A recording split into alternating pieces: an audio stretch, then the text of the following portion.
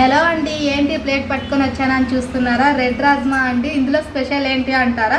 కారం వేయకుండా పచ్చిమిర్చి మాత్రమే వేసి ఎలాంటి మసాలాలు వాడకుండా అయితే చేశానండి. మళ్ళీ ఈ హెల్తీ టేస్టీ అండ్ రెసిపీ ఈజీగా ఎలా చేయాలో చూసేద్దామా?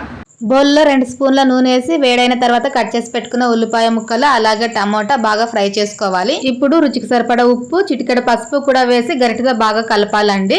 అలాగా మనం పచ్చిమిర్చి పేస్ట్ అయితే చేసి పెట్టుకోవాలి ముందుగానే. నేనైతే ఇక్కడ మిక్సీకి వేసి పెట్టుకున్నాను 4 పచ్చిమిరపకాయలు. పచ్చిమిర్చిని మనం మిక్సీ పట్టేటప్పుడు కాసింత ఉప్పు వేస్తే గనక చేదు రాదండి, లేకపోతే ఎక్కువసేపు ఉంటే చేదు వస్తుంది. వంట చేసే ఆడవాళ్ళకి ఇదొక చిన్న టిప్ అండి.